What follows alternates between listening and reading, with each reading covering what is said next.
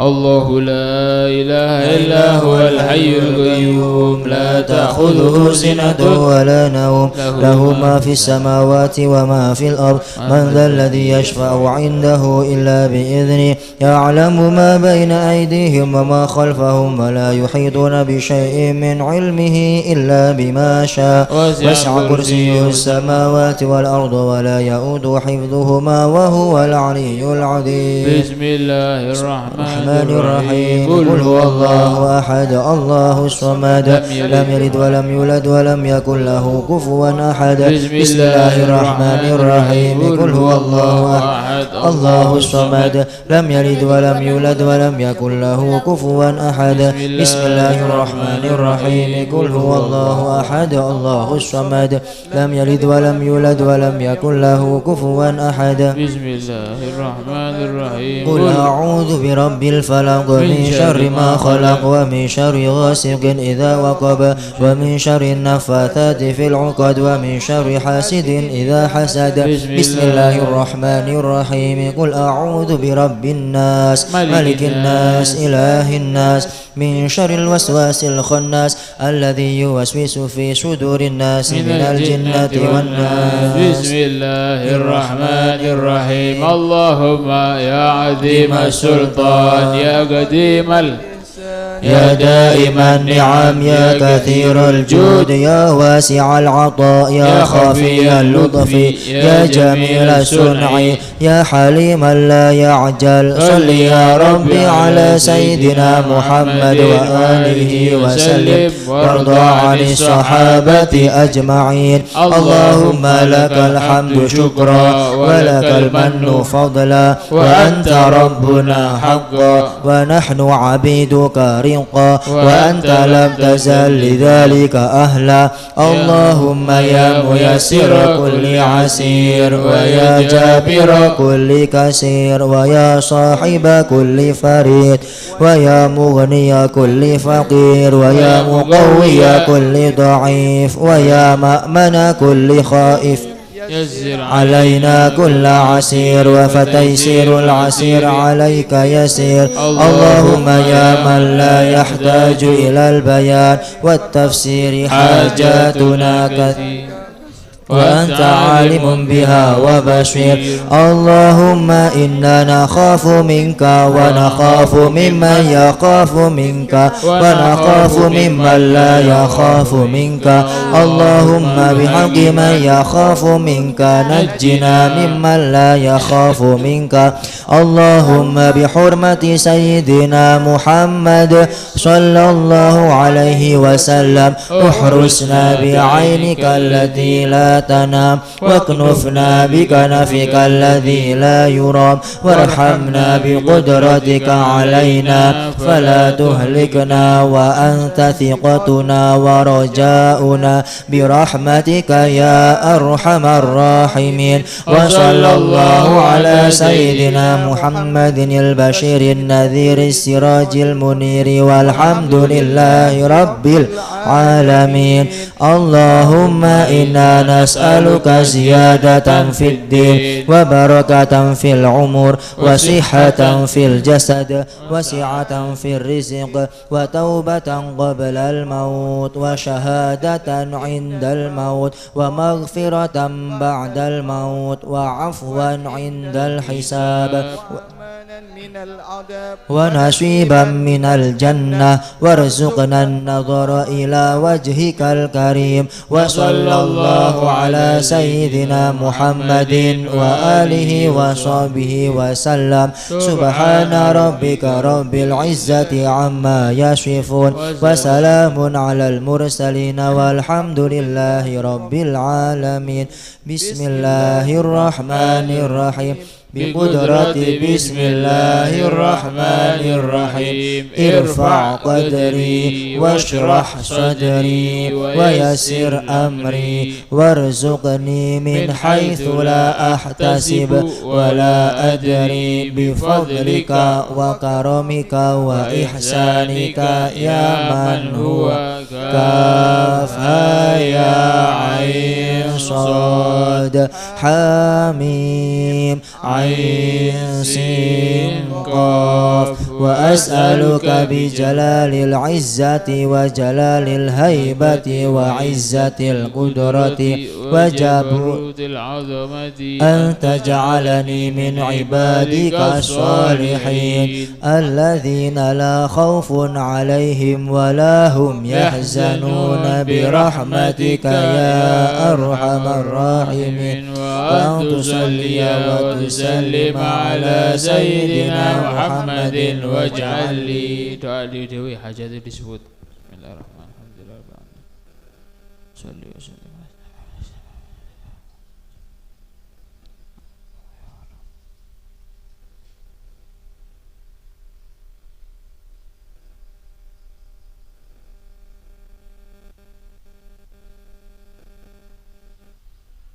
ورضاك والجنة آمين آمين آمين بسم الله الرحمن الرحيم اللهم إني أسألك العلم اللدني والمشرب الصافي الهني يا وهاب يا غني بسم الله الرحمن الرحيم إن الله وملائكته يصلون على النبي يا أيها الذين آمنوا صلوا عليه وسلموا تسليما اللهم صل وسلم على سيدنا محمد صاحب التاج والمعراج والبراق والعلم ودافع البلاء والوباء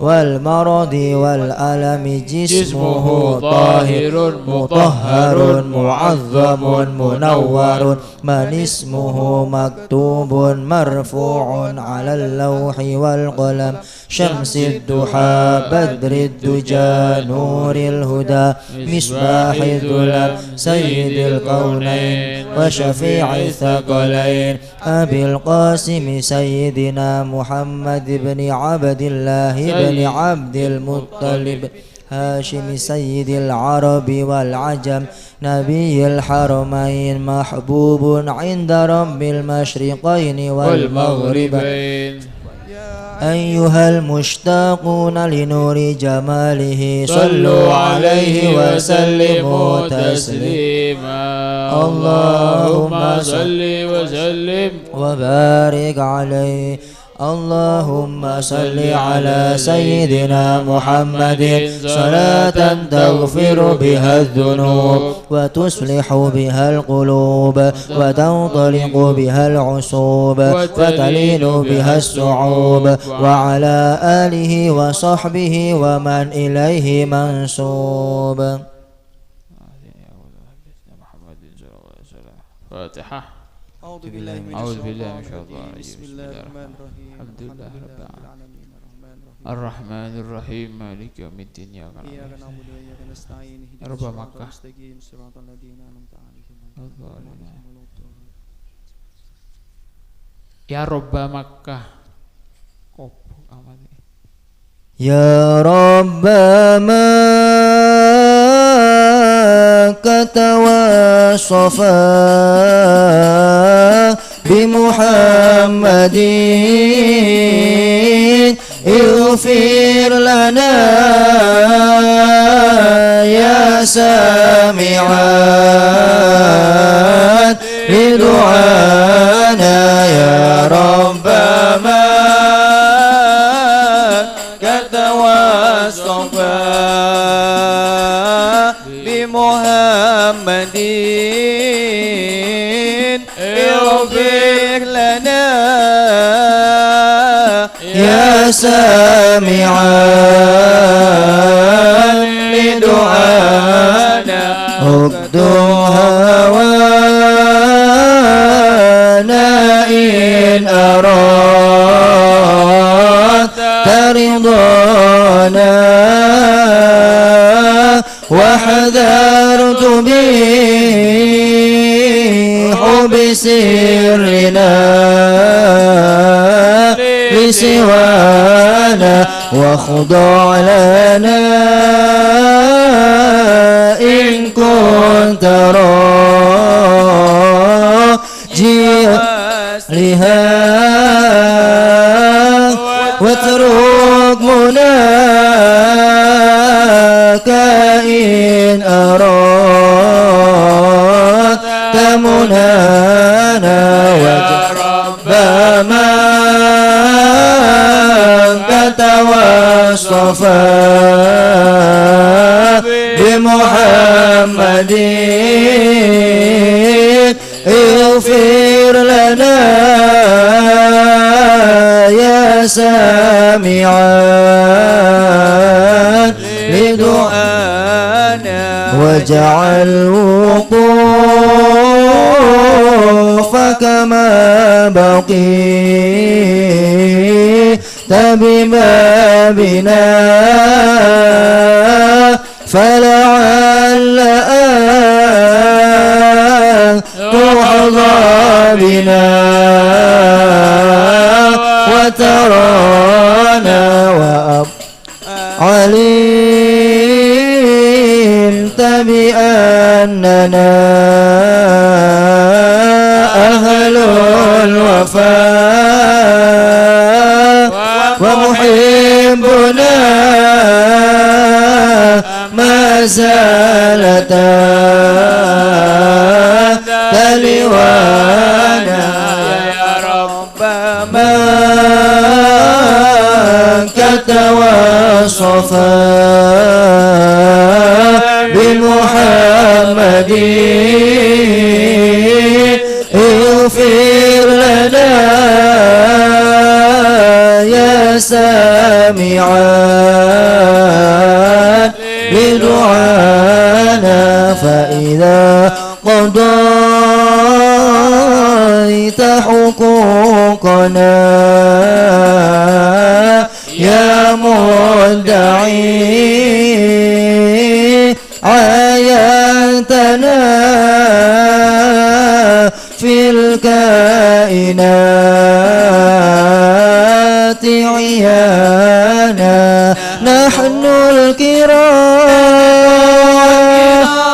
فمن أتانا قاصدا نال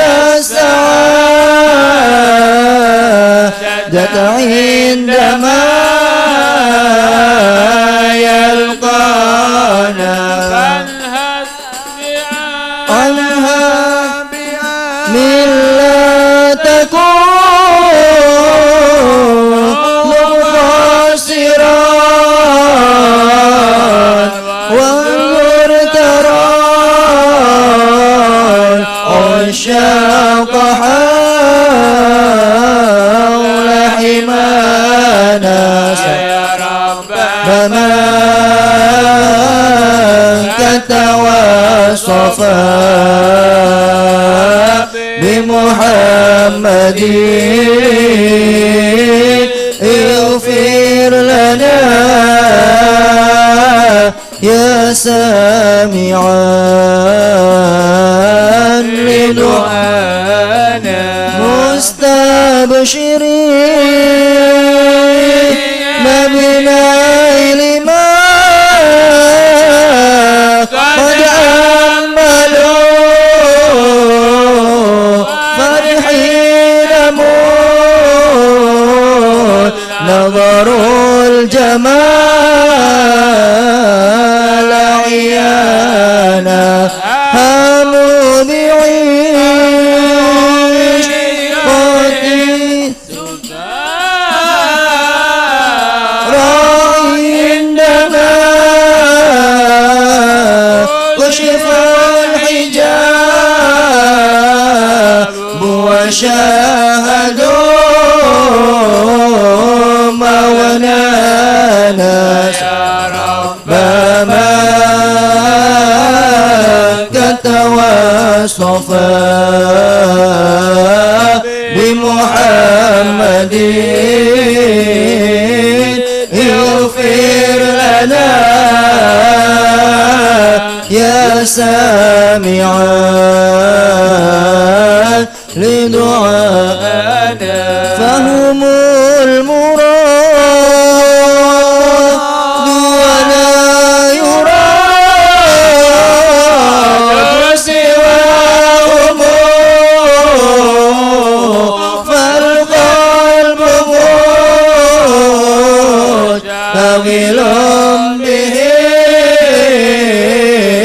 والهانا كرر لسان عيد ذكرهم وحديثهم تعمل معي بحياتهم إحسانا يا رب ما كتوصفا بمحمد اغفر لنا يا سامعا لدعانا يا رب ما كتوصفا بمحمد اغفر لنا يا سامعا لدعانا ثم الصلاة على النبي وآله ما حرك ريح الصبا أوصانا يا رب ما كتوصفا بمحمد اغفر لنا يا سامعا لدعانا اللهم صل وسلم وبارك عليه. Assalamualaikum warahmatullahi wabarakatuh. Waalaikumsalam warahmatullahi Bismillahirrahmanirrahim. Alhamdulillahirabbil alamin. Wa sallallahu ala sayyidina Muhammadin wa ala alihi wa sahbihi wa barik wa sallim ajma'in. Alhamdulillah, melanjutkan pengajian yang sebelumnya. Malam hari ini Yasin Tahlil tadi kita baca, kita tujukan, kirim kepada Hall Al-Habib Abu Bakar bin Muhammad Assegaf Gresik, Hall Al-Aku, hallnya besok. Dan juga Hall Al-Habib Muhammad bin Salim bin Hafiz bin Syekh Abu Bakar bin Salim, ayah aba dari Habib Umar bin Hafiz. Hallnya bulan-bulan Dzulhijjah ini beliau tanggal 29.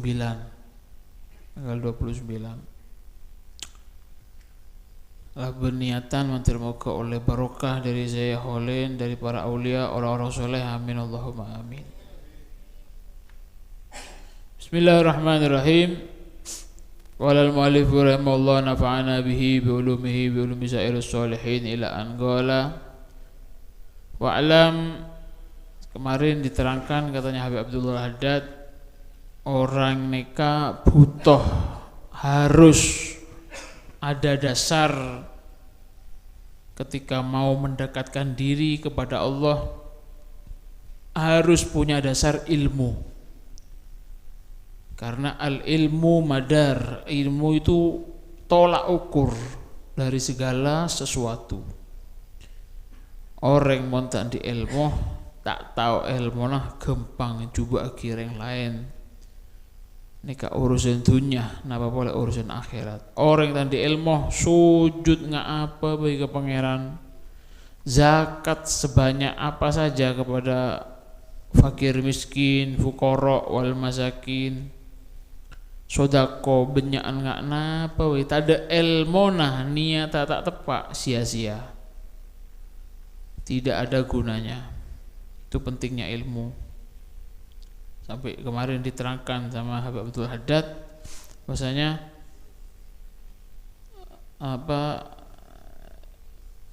ilmu itu katanya Habib Abdul Haddad kemarin bahwasanya yang akan menyampaikan ibadahnya sampean dek ke Allah Subhanahu wa taala. Teremah. Orang puasa tak tahu ilmunya, puasanya muhbit. Puasanya tidak batal tapi amalnya muhbit. Ada muhbit, ada mubtil.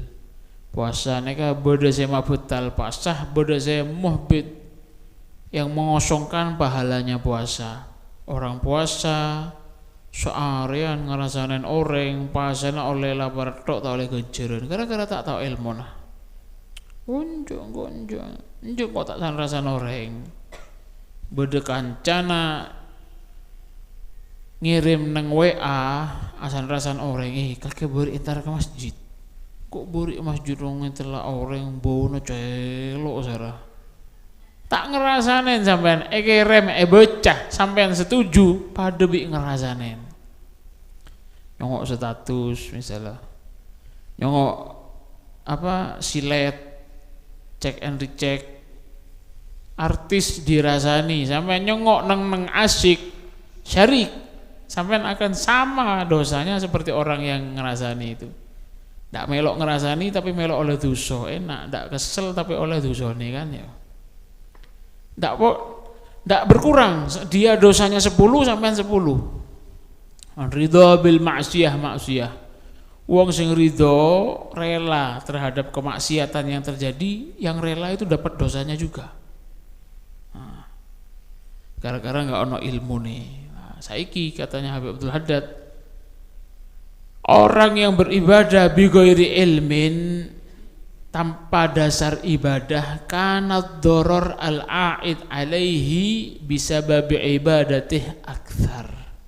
Wong sing ibadah ndak ono dasar ilmune, kebahayaan yang akan kembali kepada orang itu gara-gara ibadahnya luweh akeh timbang manfaat sing bakal diperoleh.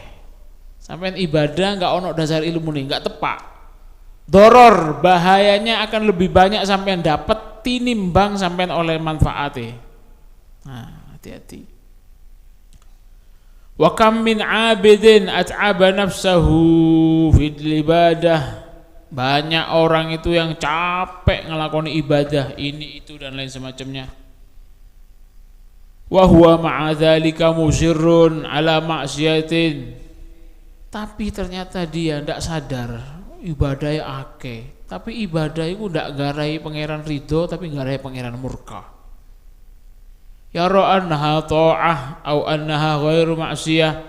Dia menyangka itu perbuatannya dinilai taat, padahal itu maksiat isinya. Contoh, zaman dulu itu ada orang zina itu haram. Ono wong zina itu reng lake apolong bireng bine tak halal. Reng bine bene nah perempuan bukan istrinya atau bukan halal, itu zina. Akhirnya dia itu karena takut zina, nafsunya tinggi, akhirnya dia itu beli himar bine, beli bu. Tetanggane bingung, kakek ya andi himar, tak tahu mana kelakoh. Biasanya himar dia sambil ke Sabo, sambil ke Demak, kemah himar kakek mah tak tahu mana sambil ke Sabo. Andi sape tak kawan ke nyengkal. Tak pernah eyuan lagi, ngonagi keluar beda di mau beda buko Sabo kandeng. Apa terus tujuanmu iki tuku himar kok apa? Unda mau tepak tang syahwat tegi. Ketika syahwat saya memuncak, cenggeng. Ketika syahwat saya tinggi, sake kok himar wah. Saya datang ke himar itu, saya jima himar itu. Gendong, jangan gendong, mak gendong. Kan saya tak oleh aja kan azina ring bine yang bukan halalnya.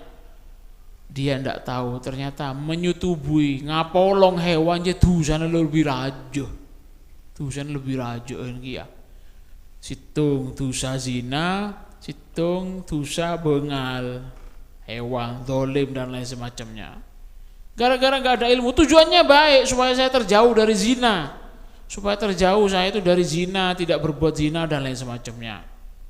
Contoh, beda boleh mau zina ndak bisa takut, tapi terus akhirnya sampean nyongok film, nyongok foto nanti wong yu ayu dideloki syahwate ndelok kabeh ngelamun dosa hati-hati delok foto tok katanya. Wa kam min ainin katanya. Banyak orang itu yang matanya dia itu biasa baca Al-Qur'an tapi ketika di akhirat nanti tidak bisa ngelihat Kanjeng Nabi. Ono engko di akhirat iku wong iku di akhirat motone iki dijojo. Kuwi rajeng coco ke mata lah. Rajeng merah ya, bener celeng. Bese itu panasan kan merah ya. Coco lagi ke mata lah. Cus. Nah, sampai tembus ke sininya ini? Belakangnya kepala ini tembus. Etaje. Coco lagi saya kiri, cus. Orang ini saking sakitnya ndak kuat jerit juga. Leso lah. Yang mau jerit capek. Jeritannya orang yang disiksa di neraka itu, jeritannya orang yang di neraka disiksa, setrika, beke, dicincang. Jeritannya tok itu bisa nyiksa orang lain. Di neraka itu nanti orang yang tersiksa itu banyak yang mereka tuh menerima tambahan siksa gara-gara mendengar jeritannya orang lain. Aduh sakit. Tak siksa yang jeringan tok. Gara-gara apa? Ternyata gara-garanya orang ini diadab pakai rajeng itu apa? Selama di dunia dia biasa ngerem, nyongok maksiat tak takok. Pokok engko tanda saya nyongok kira tak dusah, congok. Oh, betes, pokang, sosok. Nauzubillah min dzalik. Masyaallah. Itu. Gara-gara apa? Ndak tahu ilmunya, dikira ndak apa-apa. Iki gambar bejengan kan tak ada hukum. Oh, macam-macam bejengan tak ada hukum. Neraka aja rajo, neraka aja pada raja giyah, jadi seperti itu. Makanya al-ilm penting, ilmu itu penting warahmatullahi ilm. Makanya katanya Habib Abdul Haddad, al-jahlu narun lidinil mar'i yuhriguhu wal ilmu ma'un litilkan nari yutfiha. Kebodohan itu kata jarine Habib Abdul Haddad ibaratkan api lidinil mar'i sing iso ngobong agamane wong. Lidinil mar'i yuhriguhu yang bisa membakar agamanya seorang. Enggak punya ilmu, goblok, hidupnya ngopolongan, rusak. Dikira sholatnya itu bisa menyelamatkan dia dari neraka, nanti dikira sholatnya itu bisa membawa dia husnul khotimah. Ndak ilmu ndak tepat, terbakar dia gara-gara ngelakoni ibadah itu terbakar akhirnya. Wal ilmu ma'un litilkan nari yutfiha. Ilmu itu ibaratkan air yang bisa memadamkan api yang bisa membahayakan orang tadi. Ilmu. Nabi Sulaiman itu rahasianya dia itu jadi nabi, jadi raja, jadi orang kaya dan lain semacamnya. Rahasianya apa? Khuyira Sulaiman. Dulu Nabi Sulaiman dikasih pilihan, ya Sulaiman, ente mau jadi raja enggak? Raja seluruh alam, seluruh dunia, atau mau jadi orang yang paling kaya seluruh dunia, atau mau jadi orang yang pinter? Katanya Nabi Sulaiman milih ilmu. Saya minta ilmu saja. Nabi Sulaiman ini kan minta ilmu, akhirnya apa? Gara-gara milih ilmu, oleh dunia, oleh kerajaan, oleh pangkat, oleh dunia, gara-gara milih ilmu. Gara-gara ilmu. Iya, orang gendeng punya wesene gendengnya yang tak ada deh. Orang pinter bisa ngakalen kan ya. Kalau ngakalen joki-joki, kalau ngakalen jadi seperti itu. Itu bahayanya al-jahl. Bahayanya bodoh, bahayanya tidak punya ilmu. Maka dari itu penting. Kalau orang dulu itu mungkin sampean tahu, wong biyen itu udah ono sing ngaji, tapi enggak ono sing ngawur uripe. Enggak ono sing ngawur. wong-wong kuno itu. Jangan di sini ataupun di mana saja.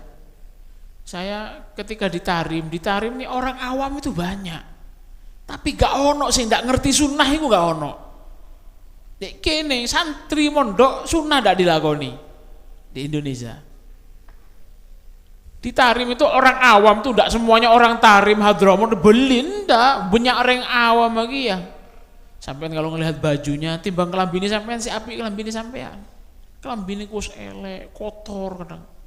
Wis coklatan banyak abu itu. Tapi enggak najis. Itu seawam-awamnya orang Tarim tuh Masya Allah enggak ada yang enggak bawa siwak. Ngerokok ada yang ngerokok di Tarim tuh ada, wong-wong sing nakal ngerokok, tapi sholat ndak ono sing ndak gawe siwak. Arek cilik sing tuwek, sing tukang petani, sing badui, sing preman siwak. Ketemu uang nyopo, assalamualaikum, sunat. Apa sebabnya? Mereka itu ke pengajian itu ke pengajian seneng ngaji, beda pengajian di mabe. Haroh di sana itu haroh itu kayak apa? Lingkungan. Sini lingkungan Jobati, lingkungan Ketangi. Di mana beda pengajian datang ngaji. Yang muda, yang tua tak nyari berkat, tidak ada berkat di sana. Ono kopi, ngaji untung wong ngaji gue kayak ngombe banyu adem gelas. Tojuk ngaji dikit beda gelas biasanya. Dibantu berapa gelas itu gentenan ngenom. Geser. Itu. Ada berapa gelas muter nanti kosong diisi lagi. Untung ikut tak wis suguhane. Ngaji dak nanggung ngaji niku. Ngaji dak full dari awal dari Fatihah baca wirid sedikit ngaji full 1 jam 2 jam. Ngaji tok. Tak ada saya tedung, tak ada saya nyander, tak ada saya layan, tak ada. Saya tua Sarah. Di sana itu biasanya orang yang nyender itu orang yang kena kapuren. Karena airnya di Hadramut tuh mengandung kapur. Biasanya orang tua itu sokon tak bisa pelurus, kapur lah gere, itu nyender ya. Tojuk ngocur Sarah itu. Gak bisa ditekuk memang. Tapi orang separah itu nggak ada yang nggak sholat qobliyah ba'diyah, sholat semua. Pal tepel soko jika ikut pelkot kadang sholat ini ditarim. Sokona serot perot, sokona keteng, tak ada sih tak bejeng sunat kebi. Ben bejeng sunat aja ya beneng kewakok bejeng sunat ngalak si afdol. Bukan hanya sholat sunat tapi sholat sunatnya sempurna. Qobliyah, duhur, nek kasih afdol 4 rakaat, du salam. Padahal mon peker, sholatmu saja, sholat wajibmu sudah dapat rukhsah, sudah dapat dispensasi, keringanan. Karena apa? Sudah sulit tua, uzur. Ini ndak sholat sunat 4 rakaat, du salaman. Padahal oleh 1 salam boleh langsung Allahu Akbar 4 rakaat bisa. Tapi dia ngambil yang 2 rakaat supaya apa? Tambah lesoh, tambah banyak gejerna. Ini orang awam ini, badui. Siwak, tidak ada. Saya tidak pernah nemu orang Tarim tidak punya siwak itu tidak pernah. Saya itu punya kenalan dulu supir taksi badui. Masya Allah, rokokan. Tapi siwak aja raja. Sampai pernah kelihatan siwak saya, lanceng nggak jua. Macam lanceng, paling afdol siwak aja sekelan lanceng, paling afdol. Jadi siwak ketok norok sunat, bener pokok andik siwak. Tak kala sejempol ya bener, siwak aja afdol sekelan. Mula kare ukuran minimal, ukuran paling kenek aja 4 jari. Mula lanceng enggak 4 jari ini buang makro sambil siwak. Rokokan dia padahal. Maksud orang ngerokok di sana sudah parah ya, di Tarim dia mon sampai nemu orang ngerokok aja lah parah. Preman sudah, aib besar, Masya Allah. Yang siwaknya, supir siwak, rajo siwak, Masya Allah. Saya pernah suatu ketika minta antar ke bank ngalak APC, ngalak kereman, siwak ke anyar. Di sana dan ini sunnah juga. Orang itu kalau beli siwak tuh sunnahnya beli 2, bagi ke kancana situ. Itu sunnahnya siwak. Sampai bisa mulai siwak. Kalau di sana itu siwaknya panjang-panjang, lancengnya 1 segini, sehasta gini, 1 dirok gini ya panjangnya. Jadi mau mulai langsung lanceng, jadi ketok jadi telok, tok dari 2, dikit bagi orang ini sunnahnya. Karena apa? membagikan siwak itu termasuk salah satu sunnah mahjurah katanya, sunnah yang mahjur yang hampir punah. Jadi waktu itu saya diantar, ya walad, ya mau di siwak, won di relan jongke anyar, beri hadiah. Dan siwak itu hadiah yang paling bagus. Hadiah yang paling bagus kalau sampai tuh mau memberi mukmin sesama kancah muslimin aing pote. Ngasih minum air tuh itu bagus, fadilahnya besar. Abri siwak, abri minyak wangi. Mun aja toletin, ketemu toletin. Itu termasuk 3 hadiah yang paling bagus kalau sampai tuh mau berbagi kepada saudaranya sesama mukmin. Siwak, bener siwak pas joinan bener ya, ayo sunah bener pas kosot lagi ke gigi bener, beri buto, dikasih siwak, ini siwak, ambil, masya Allah, jazakumullah khair. Padahal tang siwak ki anyar, beri, masya Allah. Ini orang awam ini, masya Allah. Orang awam mungkin sampean pernah dengar cerita orang di pasar itu di Tarim itu, orang pasar itu pinter bahas fikih, hukum pinter. Menurut pendapatnya Imam Romli, pinter kenapa? Ngaji ndak, bener sekolah mondok bener, sering ngedingaki ngaji. Bener ngedingaki dari jauh, corong naranya ngedingaki dari bungkok bener. Bida orang ngaji toju ngedingaki bida. Ada madros di Rubat datang, ada madros di Zawiyah Syekh Ali datang, ada madros di Masjid Al Idrus datang. Madros nih pengajian fikih, pengajian akhlak, tasawuf datang ngedingaki. Ada madros di Masjid Segaf datang mereka toju. Apalagi kalau musim dingin itu masya Allah tersiksa kalau ditarik toju kok buko, toju ngaji. Dari ndak telat mereka itu anak tahu sendiri, tahu persis di Rubat Tarim nih kah. Madros nih kah hari Rebu ingat kadang Habib Ja'far bin Jakhon hari Rebu pagi. Mulainya itu jam 6. Itu sebelum gerbang Rubat itu dibuka, orang-orang tuh sudah banyak di luar lejuk toju ngobrol, buka langsung masuk. Nggak ada yang telat. Wori telat kira datang Jun deh. Nggak ada yang telat, duduk dan pulangnya nggak ada yang ngadain. Mare Fatihah, mare bujur kepi, mare salaman mulai. Itu orang tua itu. Masya Allah, orang tua. Sampai kita ini semua tidak ada yang tua. Pesake lah sampean, tak ada saya nggak sampean. Lebih sake banyak dari nggak sampean. Ki seger sampean ini, Masya Allah. Itu jauh loh. Tarim ini luas, mungkin sekitar Ketangi sampai Klinter sana atau sampai Tondosuro sana. Jalan soko itu, di bungkone jalan. Mau jam 6 lah badai Rubat, badai Pondok, jam berapa berangkat kira-kira? Jam 5:30 jalan setengah jam. Toju nentek. Paling nyaman oleh susu segelas, susu gelas kenek, gelas merah itu palingnya. Tak ada berkat, tak ada roti, tak ada apa. Subhanallah. Makanya pinter-pinter orangnya. Tahu hukum, tahu masya Allah. Sampai di sana itu dan sampai sekarang nggak jarang orang Tarim nih kak, hafal Quran tak ngafal lagi. Hafal Quran gara-gara bener ngafal lagi. Ngedingaki. Di Masjid Segaf itu, Masjid Segaf nih para hadirin, hizib darusannya setiap maghrib sama jam 1 malam itu khusus penghafal Al-Quran. Untuk hafal Quran tak oleh norok halako ngaji, betul hafal Quran. Itu banyak orang-orang tua di sana itu hafal Quran. Bener gara-gara ngafal lagi apa? Rutin mulai umur berapa norok hadir ngedingaki sampai hafal. Sampai sekarang itu bukan zaman dulu, sampai sekarang. Datang anak-anaknya itu disuruh kalau maghrib, ayo ke Segaf, Masjid Segaf. Ngedingaki sampai hafal. Ngedingaki tok sampai hafal. Tak bertaja sampai benar jejel puter. Ini loh masjid menjumatan kan qiraat kan ya? Sini rata-rata orang Ketangi hafal isinya qiraat itu. Qiraat sadurunge Jumatan itu sing diterjemah pakai bahasa Indonesia itu rata-rata ojo anakku Umar itu apal wacane Quran iki. Padahal ben Jumat seminggu sekali ngedingaki. Apal. Bismillahirrahmanirrahim dengan menyebut nama Allah. Apal kadang rone lagi Umar itu. Kadang rone lagi ben Jumat padahal ngedi seminggu sekali. Nah, kalau Senin setiap hari ngedingaki Quran. Apal sampean. Nah, sampai ini semuanya Yasin. Tidak ada yang ngafalkan Yasin dulu, tidak ada. Saking sering maca apal noro.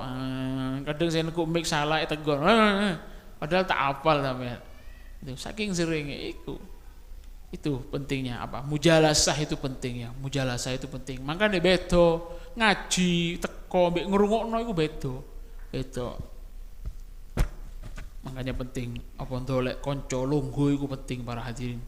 Kayak Habib Bakar ini hall kan besok ya. Di antara salah satu nasihatnya beliau itu dulu Habib Bakar Gresik ini ceritanya paling enggak seneng lek ono wong gawe songkok ireng. Zaman biyen. Karena zaman dulu itu orang-orang Arab masih banyak ya, songkoknya putih. Orang dulu itu banyak pakai songkok Utsmani. Kok songkoknya wong Turki merah, ono imamai ngono. Sampai lek delok mungkin pernah delok foto ampel zaman-zaman 70-an, zaman-zaman 60. Orang Arabnya kah, nak kanak ngode, nak kanak tua kabeh nganggo gamis. Di ampel itu. Saking benyakan reng Arab, pakai gamis, pakai kopiah merah itu kayak orang Turki, terus imamah muter gini. Itu santri atau bukan santri? Adatnya seperti itu. Orang pribumi ataupun orang Arab pakai gamis semua. Seneng, kelihatannya itu seneng. Sholat itu rapi putih, kabeh kelamin tarik blurik, biru, celeng, merah, salbut. Loh itu dulu Habib Bakar enggak seneng kalau ada orang pakai songkok ireng. Ulama-ulama dulu, ulama-ulamanya Indonesia zaman dulu enggak ada yang pakai hitam-hitam. Pakaiannya itu paling enggak songkok merah. Kayak Turki itu imamahnya bukan gini, bukan imamah kayak Mbah Hasyim Asy'ari itu, muter tok biasanya. Kayak imamahnya orang Turki itu. Karena dari Mekah dulu seperti itu, dari Hijaz tuh. Tipe imamahnya dulu seperti itu. Kenapa? Apakah tidak senang sama adat tradisional? Bukan. Karena apa? Orang dia, monlah samcan Habib Bakar ya. Saya nggak mantaghayyar zayyuh fagot taghayyara dinuh. Orang dia, monlah sampai penampilan norok orang lain nanti bisa berubah wataknya. Sampai dikatakan orang itu kalau sudah penampilannya berubah, maka nanti tidak akan diragukan agamanya akan berubah juga. Cuman setia orang yang gue sarong ntar ke masjid alun-alun masih jamek todus.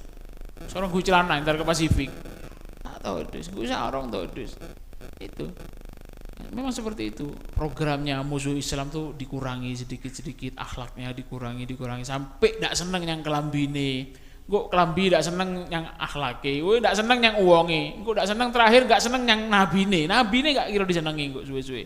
Titik ndak iso sampai langsung dikafirno ndak iso. Bencinya kanjeng Nabi Muhammad ndak iso, grogoti sithik, ndak seneng Arab, ndak seneng habaib, ndak seneng titik suwe-suwe sampean ndak seneng yang Islam suwe-suwe. Jadi seperti itu. Makanya yang dikatakan ulama-ulama dulu ini benar. Wong iku wani ganti penampilane, ndak suwe taghayyara bakal berubah, dinuh agamanya bakal berubah. Naudzubillah min dzalik.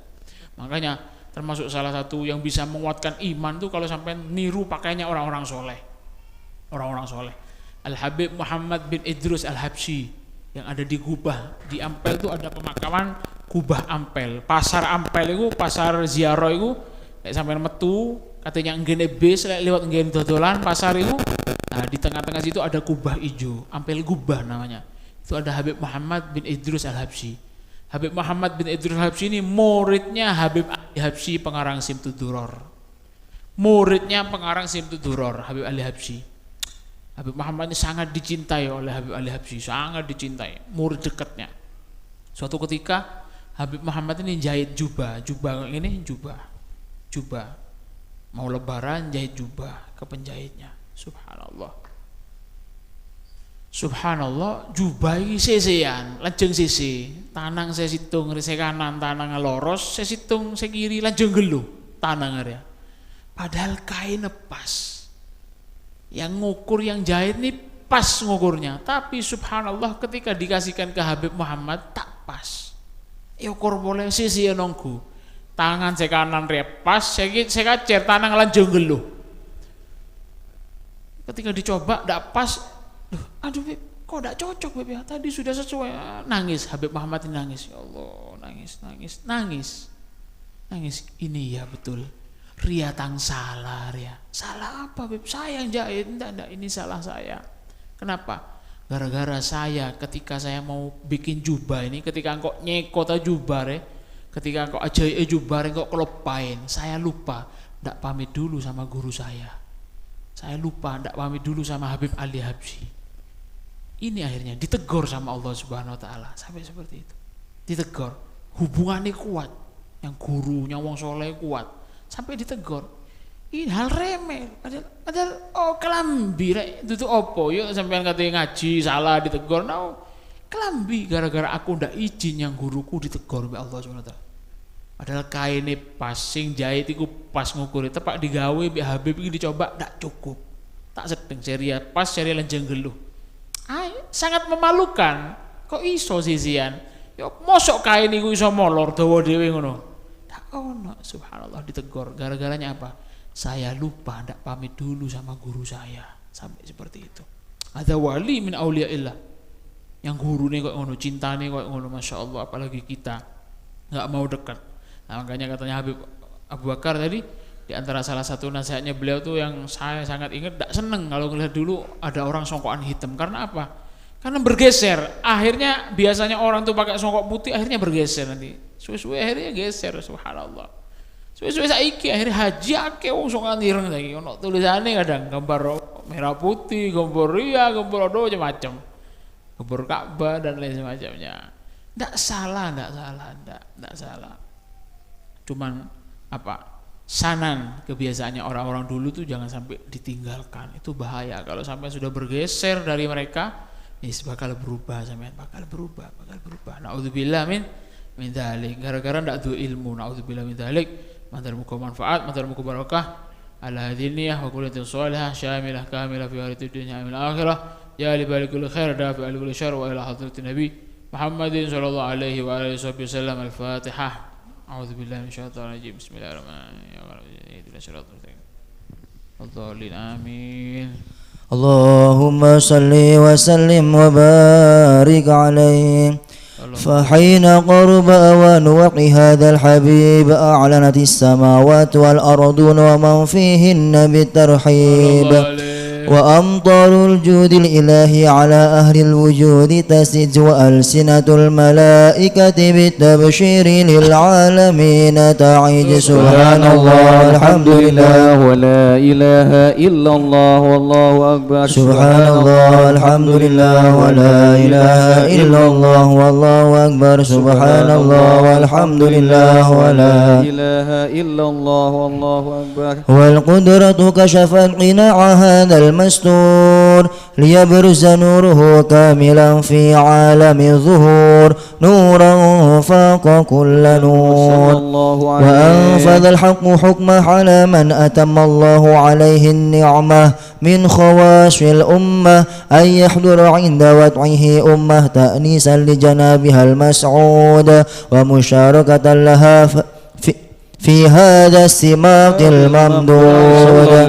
فحضرت بتوفيق الله سيدة مريم وسيدة آسيا ومعهم المرحي من قسم الله له من الشرف بالقسمة الوافية. فأتى الوقت الذي رتب الله على حضوره وجود هذا المولود، فانفلق صبح الكمال من النور عن عمود، وبرز الحامد المحمود مذعنا لله بالتعظيم والسجود. محل القيام صلى الله على محمد صلى الله عليه وسلم. صلى الله على محمد صلى الله عليه وسلم. يا نبي سلام عليك، يا رسول سلام عليك، يا حبيب سلام عليك، صلوات الله عليك، يا نبي سلام عليك، يا رسول سلام عليك، يا حبيب سلام عليك، صلوات الله عليك. أشرق الكون ابتهاجا بوجود المصطفى حمد ولأهل الكون أنس وسرور قد تجدد يا نبي سلام عليك يا رسول سلام عليك يا حبيب سلام عليك صلوات الله عليك فاضربوا يا أهل المثاني فهزروا اليمن والرد واستضيئوا بجمالي فوق في الحسن تفرد يا نبي سلام عليك يا رسول سلام عليك يا حبيب سلام عليك صلوات الله عليك مرحبا ولنا البشرى بسعد مرحبا مستمر ليس ينفد مرحبا مرحبا يا نور العين مرحبا مرحبا جد الحسين مرحبا حيث أوتينا عطاء مرحبا جمع الفخر المؤبد مرحبا مرحبا يا نور العين مرحبا مرحبا جد الحسين فلربي كل حمد مرحبا مرحبا جل أن يحصره العد الله مرحبا مرحبا مرحبا يا نور العين مرحبا مرحبا مرحبا جد الحسين مرحبا مرحبا إذ حبانا بوجود المرحبا مرحبا مصطفى الهادي محمد مرحبا مرحبا مرحبا يا نور العين مرحبا مرحبا مرحبا جد الحسين مرحبا مرحبا يا رسول الله أهلا بك إنا بك نسعد وبجاهي يا إلهي جد وبلغ كل مقصد يا نبي سلام عليك يا رسول سلام عليك يا حبيب سلام عليك صلوات الله عليك واهدنا نهج سبيلي كي به أشهد الله الله ربي بلغنا بجاهه في جواري خير مقعد صلى الله على محمد مرحبا صلى الله عليه وسلم مرحبا صلى الله على محمد مرحبا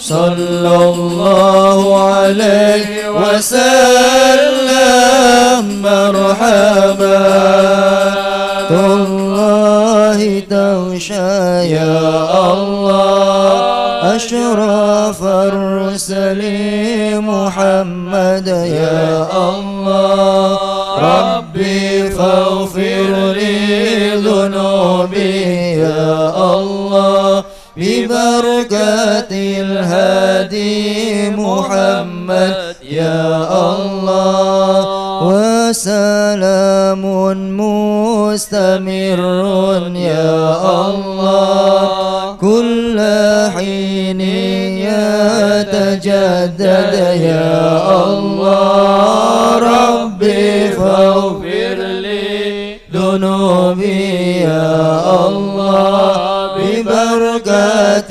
الهادي محمد يا الله اللهم صل وسلم وبارك عليه وعلى آله محمد وعلى آله وصحبه وبارك وسلم أجمعين اللهم صل وسلم على محمد صلاة تنجينا بها من جميع الهوى والآفات تقضي لنا بها جميع الحاجات وظهرنا بها من جميع السيئات ترفعنا بها عندك على الدرجات بلغنا بها سرايا من جميع الخيرات في الحياة وبعد لما اللهم إنا نسألك موجبات رحمتك وعزائم مغفرتك والسلامة من كل إثم والغنيمة من كل بر والفوز بالجنة والنجاة من النار اللهم اجعل جمعنا هذا جمعا مرحوما تفرقنا من بعده تفرقا منصوما ربنا لا تؤاخذنا إن نسينا أخطأنا ربنا تحمل علينا إصرا كما حملت على الذين من قبلنا ربنا ولا تحملنا ما لا طاقة لنا به واعف عنا واغفر لنا وارحمنا أنت مولانا فانصرنا على القوم الكافرين صلى الله على سيدنا محمد وعلى آله وصحبه وسلم سبحان ربك رب العزة عما يصفون وسلام